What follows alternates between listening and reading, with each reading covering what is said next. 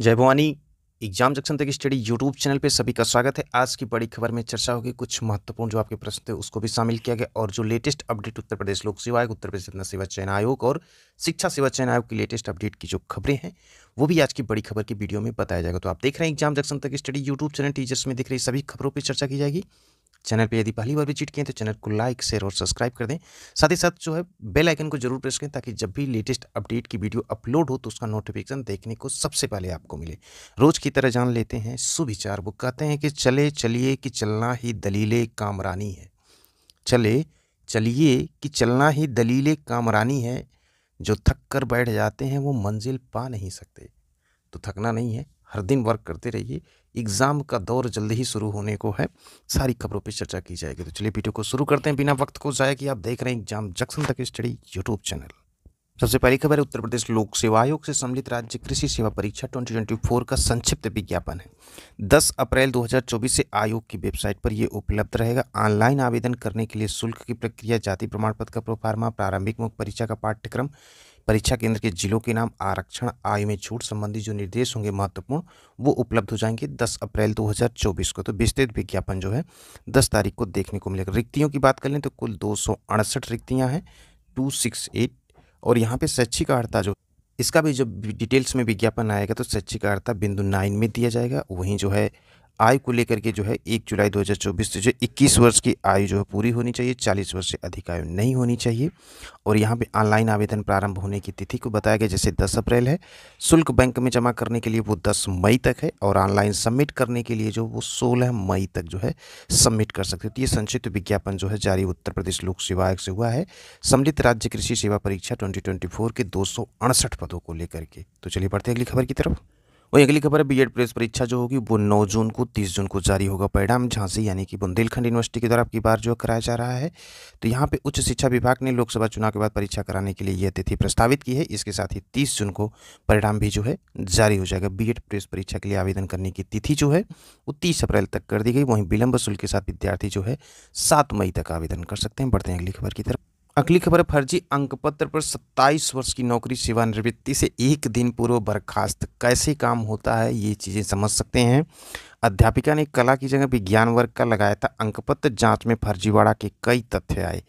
अब सेवानिवृत्ति के एक दिन पहले इसका परिणाम जो भुगतना पड़ा। जांच में धांधली सामने आने के बाद जो है ये बैरिया क्षेत्र के कंपोजिट विद्यालय में तैनात सहायक अध्यापिका राजकिशोरी सिंह को मार्च में सेवानिवृत्ति से एक दिन पहले बर्खास्त कर दिया गया।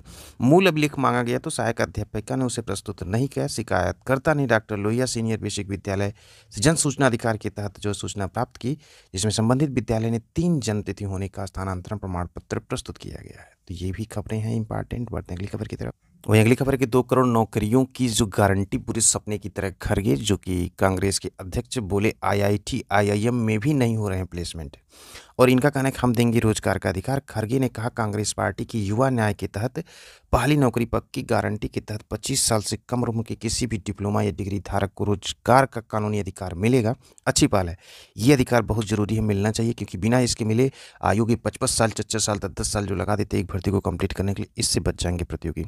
और प्रतिवर्ष कम से कम 1 लाख रुपए का भुगतान किया जाएगा। इससे काम करने और सीखने में आने वाली बाधाएं भी दूर होंगी। तो कांग्रेस अध्यक्ष मल्लिकार्जुन खड़गे ने रविवार को कहा कि लोकसभा चुनाव में सबसे बड़ा मुद्दा भाजपा की ओर से थोपी गई बेरोजगारी है। उन्होंने दावा किया कि युवा नौकरियां खोजने के लिए संघर्ष कर रहे हैं और देश जो है जनसांख्यिकीय दुष्स्वप्न का सामना कर रहा है। 2 करोड़ नौकरियां देने की मोदी गारंटी हमारे युवाओं के दिल और दिमाग में एक बुरे सपने की तरह। बढ़ते हैं अगली खबर की तरह। अगली खबर है नवगठित शिक्षा सेवा चयन आयोग की पहल बहुत ही सुस्त है। अभी तक वेबसाइट भी नहीं बनी है और बहुत सारे लोगों को भी आउटसोर्सिंग से भी रखना है कंप्यूटर पे काम वगैरह करने के लिए करके। लेकिन ये ढाक की 3 बात है। ये आयोग जब से जो है इसका शुरुआत हुई है 1 से 1.5 साल भविष्य बच्चों का तो बेकार गया ही गया।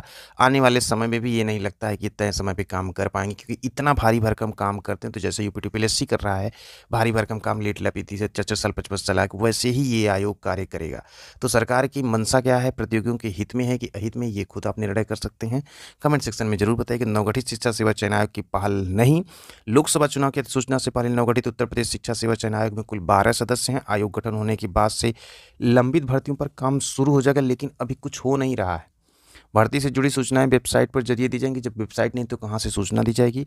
अध्यक्ष का चयन न होना और उच्च शिक्षा के जो प्रमुख सचिव के कार्यवाहक अध्यक्ष बनाया गया है, इस प्रकार से जो है ये आयोग जैसे काम कर रहा है। अगर इतना बड़ा काम की जिम्मेदारी आयोग की सौंपी गई उच्चतर से लेकर के प्राथमिक स्तर तक अगर देखा जाए तो इस आयोग को जब तक तेजी के साथ काम नहीं करेगा तब तक बहुत सारी चीज़ें, उसमें बजट का आवंटन, फिर फंड नहीं है तो ये नहीं है तो वो नहीं है, तमाम तरह की जो एक्सक्यूजेस करके आयोग जो है भर्तियों को टालता रहेगा। अभी फिलहाल तक जो है चुनाव जैसे ही खत्म होगा तो इस पे परिणाम दिखने को मिल जाएगा कि आयोग की कार्यप्रणाली कैसी है। टीजीटी पीजीटी परीक्षा को लेकर तत्काल नोटिस जारी हो जाती है जुलाई माह में, तो समझिए कि आयोग काम तेजी के साथ कर रहा है, नहीं तो फिर राम भरोसे नया शिक्षा सेवा चयन आयोग। बढ़ते हैं अगली खबर की तरफ। अगली खबर, उत्तर प्रदेश लोक सेवा आयोग पर संशोधित कैलेंडर जारी करने का दबाव। 5 से 6 भर्तियों को जो है डेट डिले की गई, तो इसके संदर्भ में जरूर आयोग को त्वरित निर्णय लेते हुए कैलेंडर अब तक जारी कर देना चाहिए था, क्योंकि प्रतियोगी के मन में जो ऊहापोह की स्थिति बनी हुई वो दूर हो जाती है कि परीक्षा कब किसकी होगी। तो आपको बताते चले, आपके लिए गुड न्यूज़ ये कि उत्तर प्रदेश लोक सेवा इसी के संदर्भ में कार्य कर रहा है और ये कैलेंडर संशोधित हुए परीक्षाओं के संदर्भ में देखने को मिल जाएगा इसी हफ्ते में। और ये हफ्ते में आज है आपकी 8 तारीख, कल जो है ट्यूसडे है, कल फाइनली तौर पे जो है ये मुहर लग जाएगी। कब तक देखने को मिलेगा? तो सैटरडे के पहले जो है उत्तर प्रदेश लोक सेवा आयोग से इन परीक्षाओं की जो तिथि के संदर्भ में कैलेंडर है वो देखने को मिल जाएगा। तो समीक्षा अधिकारी की परीक्षा हो या पीसीएस की परीक्षा हो, जो परीक्षाएं स्थगित हुई हैं आयोग के द्वारा, उसके संदर्भ में परीक्षा कैलेंडर जो है जारी करने जा रहा है जल्द ही उत्तर प्रदेश लोक सेवा आयोग, और वो इसी हफ्ते के सैटरडे के पहले जो है देखने को मिल जाएगा। बढ़ते हैं अगली खबर की तरफ। यूपी ट्रिपल से वीडियो डीबी को लेकर के जो है वो वीडियो डीबी कराने के लिए, जैसा कि पहले ही आपको बताया गया था कि आयोग पूरी तरह तैयारी में है कि अप्रैल की लास्ट वीक से डीबी को जो है शुरू करवा देते। इसके संदर्भ में जल्दी ही नोटिस देखने को मिलेगी उत्तर प्रदेश सेवा चयन आयोग से। वहीं कुछ परीक्षाओं के परिणामों के संदर्भ में भी नोटिस देखने को मिलेगी, क्योंकि वो भी अंतिम चरण में जो है। बात कर लेते हैं इलाहाबाद हाई कोर्ट से जो है आरओ की विज्ञप्ति को लेकर जो आप प्रश्न थे, तो उसकी विज्ञप्ति में भी थोड़ा समय लगेगा, क्योंकि परीक्षाएं विज्ञप्ति को लेकर के अभी जो है पूरी तरह से, जैसे काउंटिंग जो प्रमोशंस होंगे, उसके बाद जो पद ऐड होंगे, इन सब को लेकर के पूरा डाटा क्लियर होने में 1 से 1.5 महीने का भी टाइम लग सकता है। चुनाव को लेकर के ऐसा नहीं कि विज्ञप्ति का कोई जो है वो असर पड़ता है इलाहाबाद हाई कोर्ट को, तो इसको लेकर मैंने, लेकिन यह है कि विज्ञप्ति पे काम जो है इलाहाबाद हाई कोर्ट से भी चल रहा है, उसके संदर्भ में जल्द ही आपको अपडेट दे दी जाएगा। अभी कुछ इसमें टाइम लगेगा। पदों की संख्या अच्छी खासी देखने को मिलेगी एआरओ की।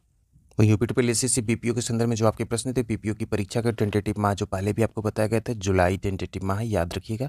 जुलाई के मिड के बाद जो इस परीक्षा का आयोजन किसी भी योग वक्त यूपी ट्रिपल एससी करा सकता है। इसके संदर्भ में जो नोटिस जारी होगी वो यूपी ट्रिपल एससी के होम पेज पर, इसके संदर्भ में अपडेट आपको चैनल पर सबसे पहले दे दी जाएगी एग्जाम जंक्शन तक स्टडी यूट्यूब चैनल पर। इसलिए सब्सक्राइब, लाइक, शेयर जरूर किए रहें, बेल आइकन को प्रेस किए रहें। टेंटेटिव माह जान लीजिए कि जुलाई में हो सकता है।